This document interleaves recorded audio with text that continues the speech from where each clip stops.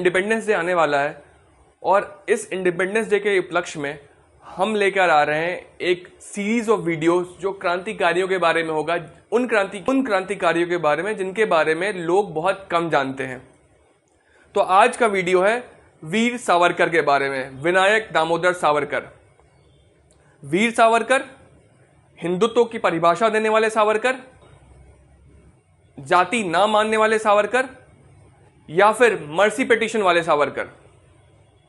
आइए जानते हैं। सावरकर एक चित पावन ब्राह्मण थे महाराष्ट्र के। सावरकर उस समय छोटी जात मानने वाले लोगों के साथ खाना खाते थे, बल्कि उन्होंने एक टेंपल भी ओपन किया जिसमें हर कास्ट के लोग वेलकम थे। सावरकर का वेपन जो था उससे ब्रिटिश बहुत डरते थे, और वो कोई AK-47 नहीं था, बल्कि वो था एक पेन। सावरकर एक पोएट और एक लेखक थे। उन्होंने एक किताब लिखी, इंडियाज वॉर ऑफ इंडिपेंडेंस 1857, जो कि गाइड बुक बनी कई सारी क्रांतिकारियों की, जिसमें सुभाष चंद्र बोस, राजगुरु, सुखदेव, भगत सिंह, चंद्रशेखर आजाद जैसे लोग शामिल हैं। सावरकर वो पहले व्यक्ति थे जिन्होंने बोला कि 1857 में जो हुआ वो कोई म्यूटिनी नहीं थी, वो विद्रोह नहीं था। It was India's first war of independence. Savarkar पहले वो क्रांतिकारी थे जिन्होंने पूर्ण स्वराज की बात करी और जिसके बाद पूरे देश ने उसको अपनाया।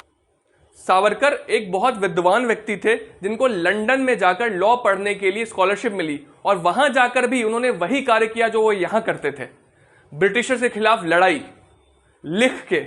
सावरकर को ब्रिटिश राज के हिस्ट्री में सबसे हार्श पनिशमेंट दिया गया, 2 life time imprisonments of 25 years each, जिसकी शुरुआत 6 महीने के सॉलिटरी कन्फाइनमेंट से होती थी। उस सॉलिटरी कन्फाइनमेंट में उनको किसी और प्रिजनर से बात करने की अनुमति नहीं थी, पर रोज उनको दिखते थे वो लोग जिनको फांसी दी जाती थी उनकी आंखों के सामने, वो क्रांतिकारी जिनको फांसी दी जाती। अंडमान निकोबार के सेलुलर जेल में, जिसको काला पानी भी कहते हैं, वहां पर लाइफ एक लिविंग हेल थी इन सारे क्रांतिकारियों के लिए। इनसे दिन भर कोल्हू की बैल की तरह काम कराया जाता था, तेल निकलवाया जाता था, और वहां पर रिलीजियस डिस्क्रिमिनेशन भी बहुत होता था, क्योंकि वहां पर सारे जेलर्स या तो पठान थे या तो ब्रिटिशर्स थे। और वहां रह के भी Savarkar remain true to himself. दिन भर सावरकर वो सारे काम करते, वो सारे हार्डशिप्स वाले काम करते जो उनको ब्रिटिशर्स देते थे, और रात को आकर वो वही करते जिसमें वो बेस्ट थे, और वो था लिखना। वो लिखते थे, वो पोएम्स लिखते थे, वो कहानियां लिखते थे, जिसके बारे में ज्यादा लोगों को पता नहीं है। विडंबना यह है हमारे समाज की कि सत्याग्रह, अहिंसा, इन पे तो कई सारे चैप्टर्स मिलेंगे हमारे किताबों में, पर सावरकर, चंद्रशेखर आजाद, सुभाष चंद्र बोस की चर्चा बहुत कम होती है, और हमारे युवाओं को बहुत कम उनके बारे में पढ़ने मिलता है। सावरकर ने मर्सी पिटीशन लिखा ब्रिटिशर्स को सिर्फ इसलिए क्योंकि उनको पता था कि ब्रिटिश राज के जेल में वो यूजलेस हैं, वो देश के किसी काम नहीं आ सकते हैं, इसलिए उनका निकलना वहां से बहुत जरूरी था। पर उन्होंने 28 साल जेल में काट।